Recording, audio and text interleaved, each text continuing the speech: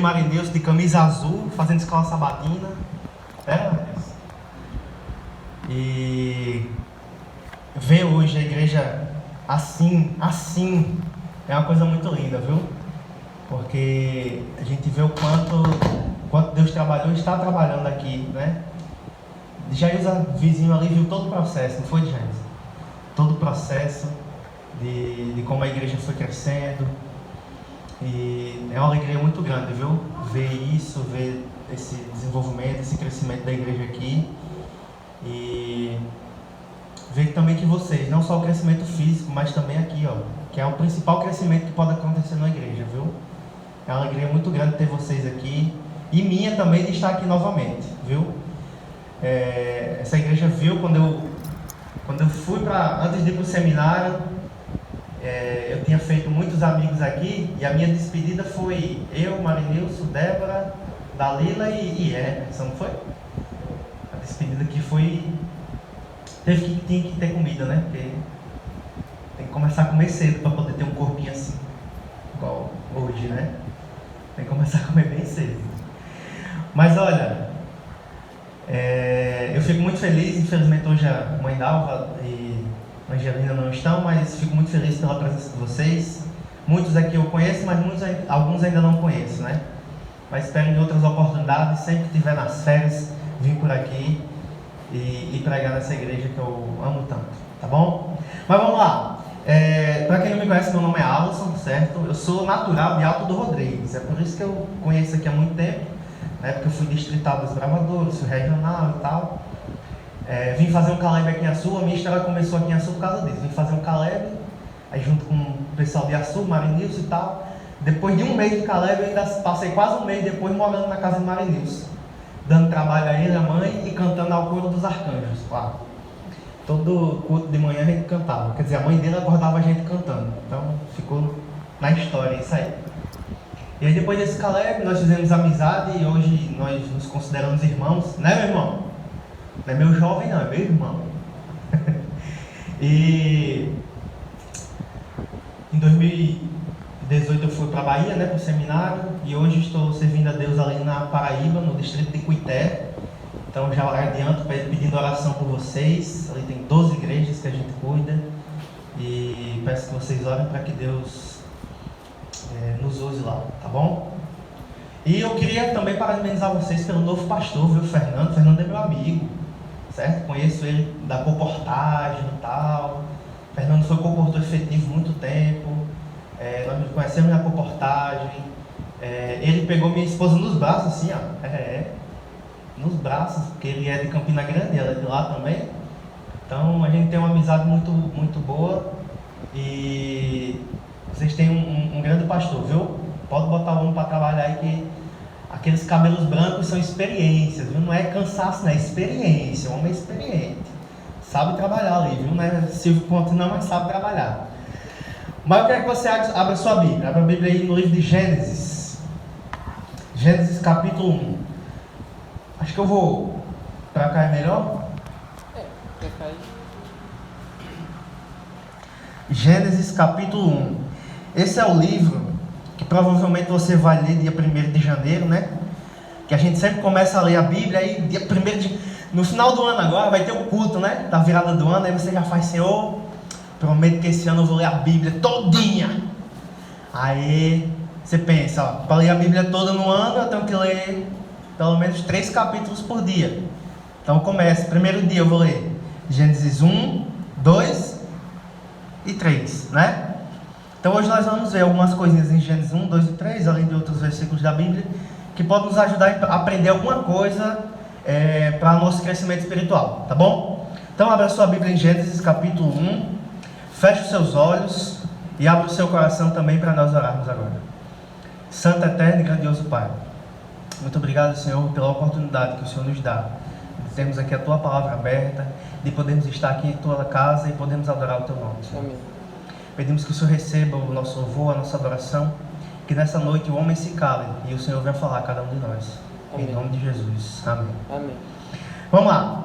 Gênesis capítulo 1, verso 1. Olha, hoje vai ter até língua estranha aqui, viu? Você crê? O povo parece que não quer não, né? As línguas estranhas. Quer não? Pois, mas vamos falar, todo mundo vai falar aqui. Gênesis capítulo 1, verso 1, diz o quê? No princípio, criou Deus os céus e a terra. Pronto. Agora, por que eu disse que vai ter língua estranha? Porque eu quero que você aprenda Gênesis capítulo 1, verso 1 em hebraico. A língua estranha é estranha pra gente, que não sabe falar, né? Então, quero que você repita comigo, certo? No princípio, criou Deus os céus e a terra. Como é que é em hebraico? Repita comigo. Bereshit. Bereshit. Não, tá muito fraco. Tá muito fraco. Muito fraco. De novo. Repita comigo. Vamos lá. Bereshit. Bereshit. Isso. Bereshit significa no princípio, certo? Bará. Bará. Bará significa criou. Elohim. Elohim. Ou Elohim, tanto faz. Que é a palavra Deus, certo? Agora pro outro. Et Hashamai. Et Hashamai. Aí, só ver aqui, Ismael aí já tá fera no hebraico. Vamos lá. De novo. Bereshit. Bereshit. Bará. Bará. Elohim. Elohim. Vet Hashamai. Et Hashamai. Ou Et Hashamai no caso, né? Et Hashamai. Bereshit, Bará, Elohim, Et Hashamai. Tá vendo aí? Línguas estranhas. Pra mim é estranho, né? Não é normal não, viu? É muito estranho. Se for ver lá o hebraico, uns traços, uns negócios, uns pontinhos. É muito estranho. Mas por que eu fiz você falar isso? Porque eu queria que você prestasse atenção numa palavra. Na sua Bíblia aí. No princípio criou Deus. Sabe qual é a palavra em hebraico para Deus? Elohim. Nós falamos aqui? Elohim. Elohim, enfim. É porque é Elohim. Então alguns pronunciam Elohim, outros pronunciam Elohim, tanto faz. Essa é a palavra Deus. Mas é a palavra Deus para qualquer Deus. Se eu hoje fizesse, por exemplo, desse cadeado aqui, um Deus, eu chamaria ele de quem em hebraico? Elohim, certo? Ou deuses, né? Que tem a terminação plural aí. Essa é a palavra Deus, certo? Em hebraico. Não é o nome de Deus. Agora, quando a gente vai para o capítulo 2, verso 4. Olha aí o que é que a gente encontra aí.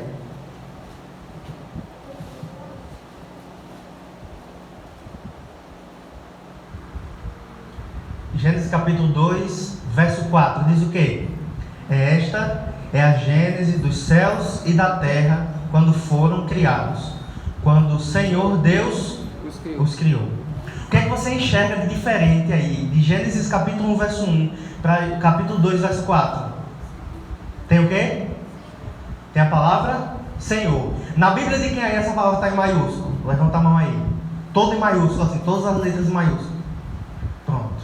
Por que essa palavra aí, Senhor, está em maiúsculo? E durante o Antigo Testamento inteiro, você vai encontrar essa palavra Senhor em maiúsculo. Sabe por quê? Porque aí, no original hebraico, é o nome de Deus. O nome próprio de Deus. Por quê? Porque a palavra Elohim, ou Elohim, é como se fosse o título, a posição dele. Ele é o quê? Deus, certo? É como se eu dissesse assim, olha, deixa eu ver, tem alguém aqui que é professor ou professora?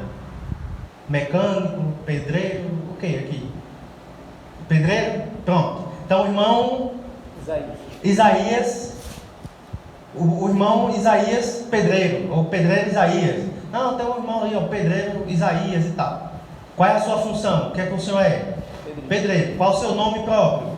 Isaías. Qual a função, entre aspas, de Deus? Deus, né? Elohim. Qual o nome próprio dele? Senhor. Não é Senhor. Mas na Bíblia está como Senhor, né? Aí daqui para frente eu vou explicar a você por que está como Senhor ali.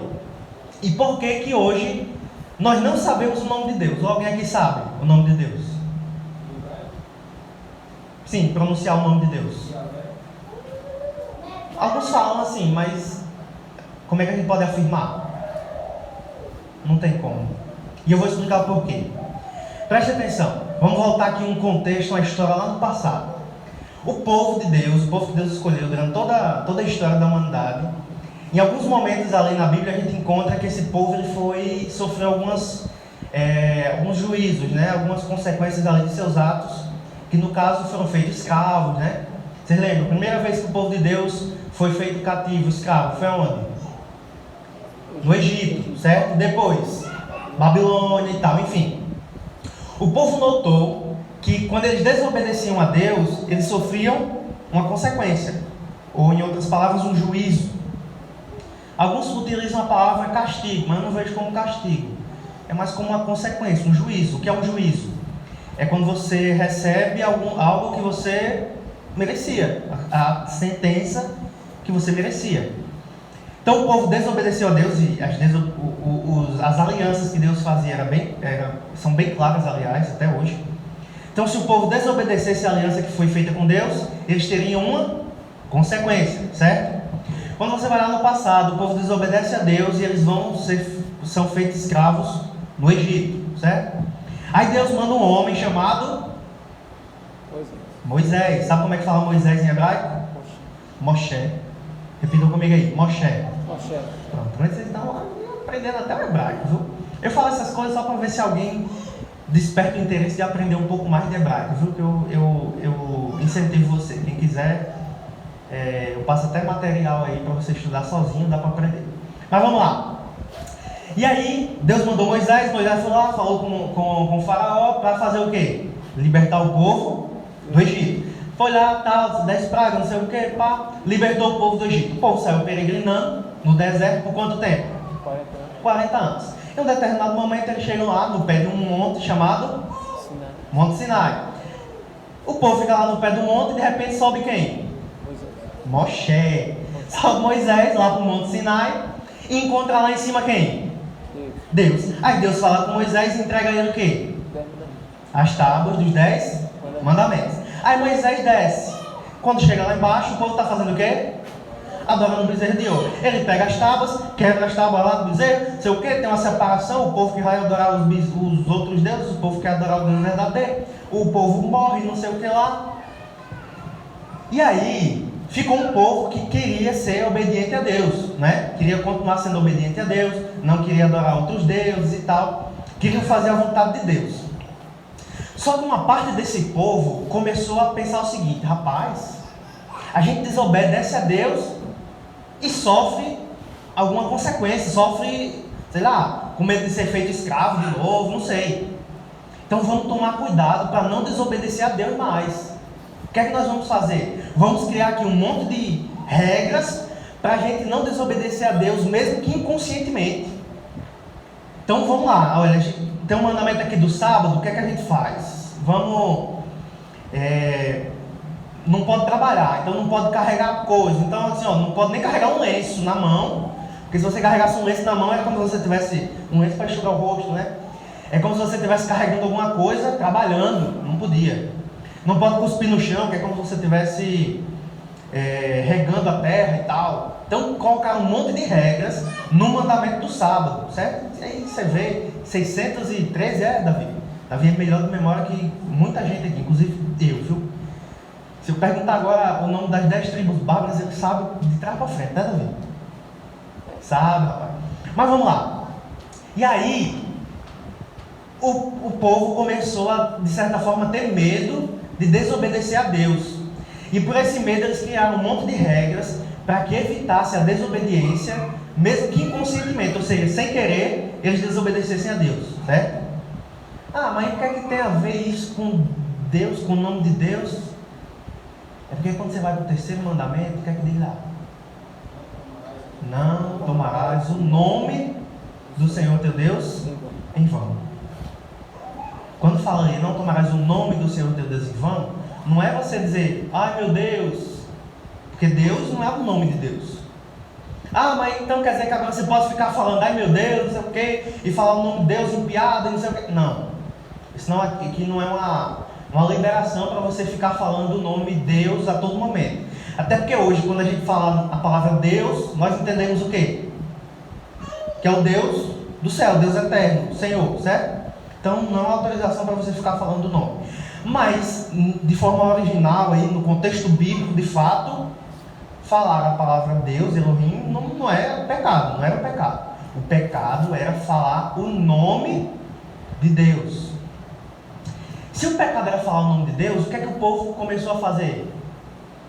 evitar falar o nome de Deus, com medo de estar falando em algum momento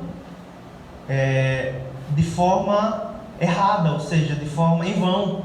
E aí estariam cometendo o quê? Pecado. Além disso, eles também evitavam de ensinar para os filhos. Por quê?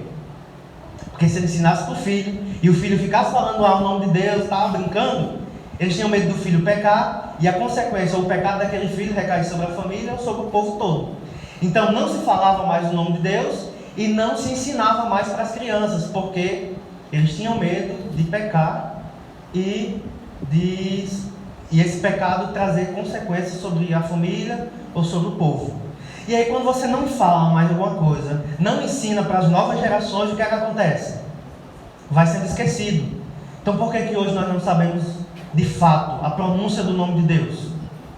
Porque foi deixando de se pronunciar, foi deixando de ensinar, e hoje nós não sabemos de verdade a pronúncia do nome de Deus. Até porque no hebraico não tem vogais. O hebraico original não tem vogais. O hebraico, até hoje, o povo de Israel lá, o hebraico não tem vogais. O que são as vogais? É o A, E, I, O, U. Não tem. Tente falar o seu nome sem as vogais. Fica sem sentido. O meu ficaria LSN. O que é LSN? Liga de Saúde de Natal, sei lá. LSN não faz sentido nenhum. Se você tirar as vogais do seu nome, eles ficam sem sentido. E é muito difícil. Imagina, aprender um idioma que só tem consoantes, não tem vogais. Muito complicado. Aí veio um povo aí chamado de maçoreta, e eles criaram as vogais, adaptaram ali uns pontinhos, uns traços, negócios assim, que chamam de sinais maçoréticos, não sei o que lá, tal. Você não precisa decorar isso não, é só para saber que tem. E aí, facilitou um pouco mais o hebraico. Eu não sei para quem, né? Porque para mim foi muito difícil. E todo mundo que fala também é muito complicado ainda, mesmo com essas facilidades aí que fizeram do hebraico, aprendendo é um pouco complicado. Mas aí o que é que acontece? O nome de Deus, eles são 4 letras, 4 consoantes: Y, H, W, H, Yod, Re, Vav, Re. São essas 4 letras: Y, H, W, H, certo? Aí, como o irmão, como é seu nome? João Batista falou, muitos pronunciam Yahvé, seria uma pronúncia, Yahweh. Não podemos dizer ao certo, foi se convencionando assim, mas nós não temos como afirmar de fato que o nome de Deus seria Yahvé, até porque não tem vogal no hebraico. Então, como se perdeu a pronúncia, não dá de fato assim saber. Agora, por que na sua Bíblia aí está escrito Senhor em maiúsculo? Ou está escrito Senhor, no caso? Porque o povo, quando ia ler a Torá, a Bíblia, os 5 primeiros livros e tal, o Antigo Testamento, quando chegava no nome de Deus, eles, com medo de pronunciar o nome de Deus, sabe o que é que eles faziam? Pronunciavam a palavra Adonai, que significa Senhor em hebraico. Aí por isso que traduziu-se todo o Antigo Testamento. Sempre está escrito o nome de Deus, está traduzido como Senhor. Está em letra maiúscula, por quê? Porque ali é o nome de Deus, o que nós chamamos também de tetragrama sagrado, certo? Mas com toda essa enrolação, com isso aí, talvez eu nem tenha entendido, talvez alguém não tenha entendido. Onde é que você quer chegar? Eu quero chegar no capítulo 3, que aí é onde nós podemos tirar uma lição muito importante. Abra aí a sua Bíblia aí no capítulo 3.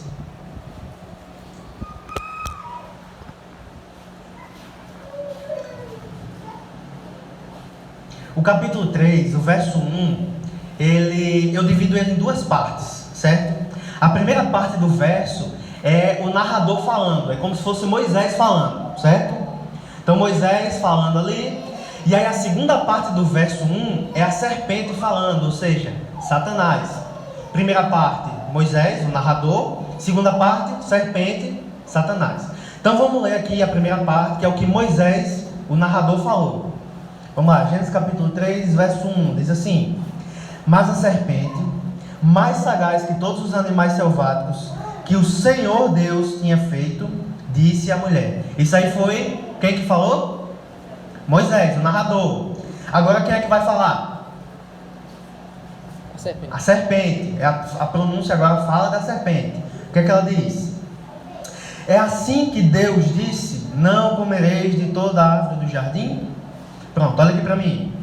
O que é que você vê de diferente entre a fala de Moisés, do narrador, e a fala da serpente? O que é que tem de diferente aí? A serpente tirou o quê? Senhor.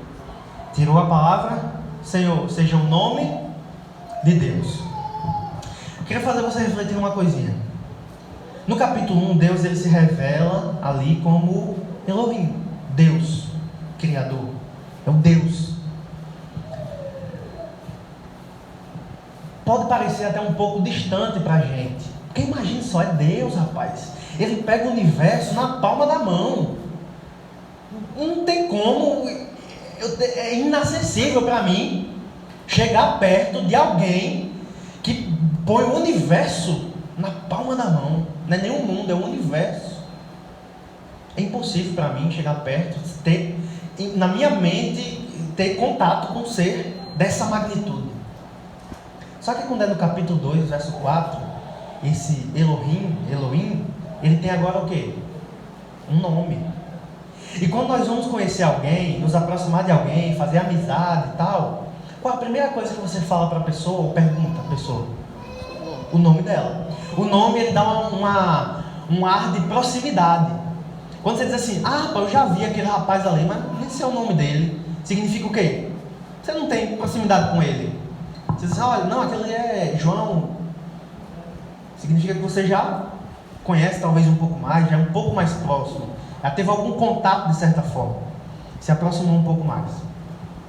Então eu entendo, Deus do capítulo 1 é como se fosse aquele Deus distante, longe, é o Criador, está ali, inacessível para mim, como ser humano e pecador. No capítulo 2, que ele cria tudo, cria o ser humano e ele diz o seu nome, é como se ele se aproximasse ali do homem. E de fato, todos os dias ele visitava Adão e Eva ali no Jardim do Éden. Era um Deus próximo, pessoal, que andava assim, conversava face a face com o ser humano. E aí quando Satanás, quando a gente vai para o capítulo 3, verso 1, Satanás, ele quando fala, ele tira o nome de Deus. É como se ele tivesse ali de alguma forma tirando Deus da história, distanciando Deus da história. E aí quando Satanás induz ali a esse distanciamento de Deus da história, o que é que acontece? Vamos aí, versos 2 e 3. Capítulo 3, versos 2 e 3, diz assim: respondeu a mulher, agora é Eva: do fruto das árvores do jardim podemos comer, mas do fruto da árvore que está no meio do jardim, disse Deus: dele não comereis, nem tocareis nele, para que não morrais. Foi o que Eva fez aí? Tirou o nome de Deus também. Quem é o pai do engano? Satanás. Você acha que ele sabe enganar as pessoas? De alguma forma, não sei, na fala dele, ele tirou o nome de Deus da história. Quando Eva responde, ela responde agora como? Sem o nome de Deus também. Como se ele fizesse Eva esquecer que Deus era aquele Deus pessoal, que tem nome, que está perto, que conversava face a face. E ela fez ele esquecer, Eva esquecer. E ela fazendo Eva esquecer que Deus estava perto, era um Deus próximo, pessoal, trouxe uma consequência muito grande. Verso 6. Capítulo 3, verso 6. Vendo a mulher que a árvore era boa para se comer, agradável aos olhos e árvore desejável para dar entendimento, tomou-lhe do fruto e comeu, e deu também ao seu marido, e ele comeu. O pecado. Durante todo o relato da queda, desde a fala de Satanás, da serpente, até a fala de Eva, o pecado, a consequência, o ato em si do pecado, o nome de Deus só vai aparecer novamente no verso 8, quando diz assim: quando ouviram a voz do Senhor Deus, que andava no jardim pela viração do dia, esconderam-se da presença do Senhor Deus, homem e sua mulher, por entre as árvores do jardim. Somente depois do pecado, depois que o pecado já havia sido cometido, é que voltou a aparecer o nome de Deus na história. Perdão. Mas durante todo o relato da queda, durante o processo ali que o homem estava de pecar, de cair, de cometer o pecado, não aparece o nome de Deus. Como se Deus voltasse a ser, ou se ficasse distante agora. Deus não estava mais perto. Sabe o que eu aprendo com isso? É que eu peco quando eu esqueço que Deus está perto. Porque ninguém diz assim: Senhor, fica olhando aqui que eu vou trair minha esposa. Ninguém. Senhor, fica olhando aqui que eu vou pegar esse negócio escondido aqui, Senhor. Senhor, fica olhando aqui que eu vou fazer isso. Não, ninguém pede, chama Deus para olhar, ou lembra que Deus está ali olhando quando você vai fazer alguma coisa errada. Você comete um pecado quando esquece que Deus está presente. E deixa eu dizer uma coisa para você: Deus está presente lá no seu trabalho, Deus está presente lá na escola, Deus está presente na faculdade, Deus está presente lá no seu quarto, Deus está presente em todos, na fila do banco, no mercado, todos os lugares, na loja de roupa que você vai comprar, Deus está lá. Eu peco, eu erro, eu caio quando eu esqueço que Deus está presente na minha vida. Quando eu perco o senso da presença de Deus, é que eu peco. Nunca esqueça que Deus está presente com você em todos os momentos, em todos os lugares. Para alguns isso pode dar um certo medo, para outros isso pode dar uma certa alegria. Eu vejo mais como uma alegria, como uma coisa boa. Mas eu queria que você não esquecesse que Deus está com você todos os momentos, todos os lugares. E nós só pecamos, só erramos quando esquecemos que Deus está lá. Eu vejo em toda a Bíblia uma vontade muito grande de Deus de estar presente, assim, estar perto do homem. Olha só, quando era lá no Jardim do Éden, o que é que Deus fazia? Deus visitava o homem lá na viração do dia, tardezinha e tal. Deus visitava Adão e Eva. O homem pecou, houve esse distanciamento entre Deus e o homem. Um tempo depois, ele falou com Moisés e mandou Moisés construir um santuário. E o motivo que ele mandou Moisés construir o santuário, a Bíblia diz que foi para que eu habite no meio de vós, para Deus estar no meio do povo. E no santuário tinha lá a Arca da Aliança. Na Arca da Aliança tinha a tampa que se chamava propiciatório. No propiciatório tinha os dois querubins assim que ficavam com as asas, um cobria os pés, outro. E aí, no meio do propiciatório vinha lá o Shekinah, que é a presença de Deus. Deus perto do homem ali, queria estar lá no meio do povo. Depois de um tempo, aí vem Jesus, Emmanuel, Deus conosco. Deus, mais uma vez, perto do povo, perto do ser humano.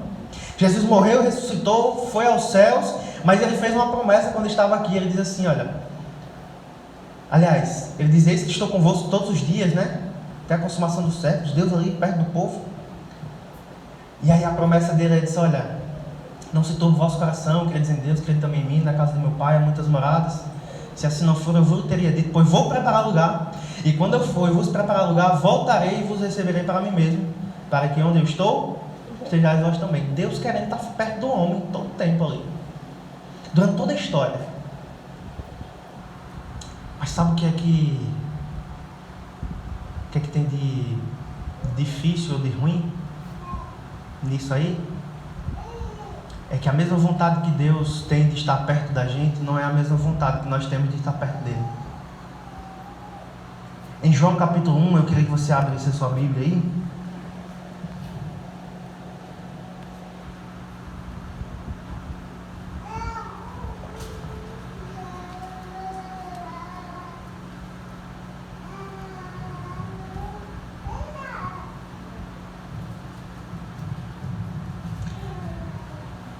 Em João capítulo 1, a partir do verso 35, nós encontramos aí dois discípulos de João Batista que iam seguindo Jesus.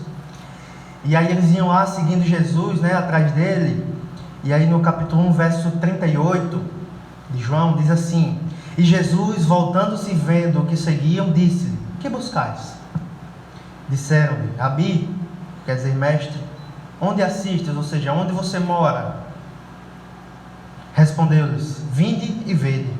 Foram, pois, viram onde Jesus estava morando e ficaram com ele aquele dia, sendo mais ou menos a hora 10ª. O que foi que aconteceu aqui? Jesus viu que tinha 2 homens o seguindo, olhou para trás e disse assim: ei, o que é que vocês querem? O que é que vocês querem? Imagine Jesus fazendo essa pergunta para você. Imagine Jesus dizendo assim: Isaías, o que é que você quer? Imagine Jesus dizendo assim: Davi, o que é que você quer? Imagine Jesus dizendo assim: Jailza, o que é que você quer? Imagine Jesus dizendo aqui para cada um: o que é que você quer? Algumas pessoas podem dizer: Senhor, queria tanto um carro novo, Senhor, dá um carrinho. Alguns podem dizer: Senhor, eu queria uma namorada, dá uma namorada. Tem alguém solteiro aqui? Pode pedir isso: Senhor, me dá uma namorada. Alguma outra pessoa, se Jesus pedir: Senhor, me deu estou dentro da casa própria, Senhor, me dá casa. Imagine Jesus pedindo, perguntando: o que é que você quer? E você tem Jesus ali para dar o que você quiser. Aqueles 2 discípulos tiveram essa oportunidade de ter ali na frente deles Jesus. E Jesus perguntando: o que é que vocês querem? E o que é que eles queriam saber? Onde é que ele morava? Sabe para quê? Para ficar com ele o dia todo. Ficar lado a lado com Jesus ali. A vontade dele não era melhorar de vida. A vontade dele não era ter um milagre. A vontade dele não era ter esperar que Jesus desse alguma coisa para eles. A vontade dele só era estar com Jesus ali, conversando, ficar com ele, sentado, conversando, lado a lado com Jesus. Essa deve ser a nossa vontade todos os dias. Essa deve ser a nossa vontade de estar. A vontade que Deus tem de estar conosco não pode ser maior do que a nossa de estar com Ele. Você tendo a oportunidade, nós tendo a oportunidade de receber de Jesus o que nós quisermos, de ouvir da voz dele: o que é que você quer? E nós dizemos: Senhor, eu só quero ficar contigo. Nós tendo hoje aqui a oportunidade, e a gente vive na igreja talvez pensando nisso, naquilo, e eu obedeço a Deus porque eu quero ir para o céu. Mas a nossa obediência a Deus não é porque eu quero ir para o céu, porque lá no céu não vai ter choro, lá no céu não vai ter isso, não é pelo que não vai ter no céu que eu quero ir para lá, é pelo que vai ter. Sabe o que é que vai ter lá? Jesus, 24 horas por dia, pronto para nos ouvir lá, para conversar, para a gente ficar sentado, brincando, correndo com Ele para lá e para cá. Não é o que não vai ter, é o que vai ter, é Jesus que vai estar lá. Qual deve ser a sua maior motivação de ir para o céu? Jesus. Na Bíblia nós encontramos um relato em que tinham 2 mulheres ali, Marta e Maria. E uma estava resolvendo as coisas e a outra fez o quê? Sentou-se aos pés de Jesus para ouvir. E Jesus disse o que era? Ela escolheu a melhor parte. Sabe qual é a melhor coisa que nós podemos escolher? Sabe qual é a melhor coisa que você pode escolher? Estar com Jesus. Amém. Se possível, sentar aos pés dele, aprender dele. O povo no passado fazia isso. Quando ia aprender com alguém, eles sentavam aos pés ali da pessoa, né, para poder ouvir. Assim, quando você queria dizer para alguém: eu tenho todo o tempo do mundo para lhe ouvir, você sentava. Porque em pé significa que você está querendo sair logo, né? Mas a pessoa sentava: ó, sentar aqui, tenho todo o tempo do mundo para lhe ouvir. Tanto que a Bíblia diz que Paulo aprendeu aos pés de Gamaliel. Queria aprender, estava ali aos pés dele. Se nós quisermos aprender de Jesus, se nós quisermos estar com Ele, eu tenho uma boa notícia para você. Ele está disposto para estar com você. Ele está disposto para ensinar você. Ele está disposto para ouvir você. Ele está disposto para ouvir as nossas necessidades e para suprir essas necessidades. Amém. Jesus é o que nós precisamos. Jesus é o que você precisa. E a melhor coisa do mundo é que Ele está a todo momento, em todos os lugares, na nossa vida, para nos ouvir e para estar conosco.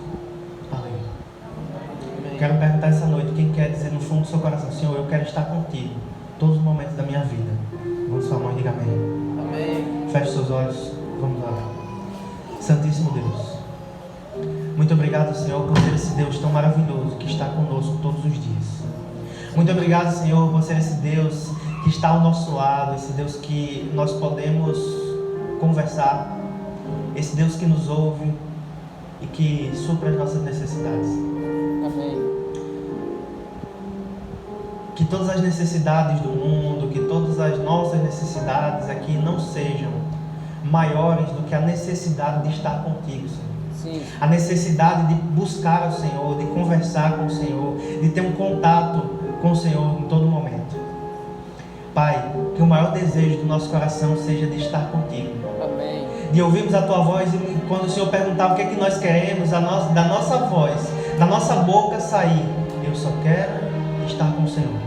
Eu quero passar o dia inteiro com o Senhor. Amém. Eu quero acordar com o Senhor, eu quero dormir com o Senhor, eu quero ir para a escola com o Senhor, eu quero ir para a faculdade com o Senhor, eu quero ir para o trabalho com o Senhor, eu quero ir para o mercado, para a fila do banco, para todos os lugares com o Senhor. Amém. Esse seja o desejo do nosso coração. Sim. Pedimos isso e agradecemos agora e sempre, em nome de Jesus. Amém. Amém. Que Deus abençoe a todos vocês, tenham uma ótima semana na paz e na companhia de Deus. Amém.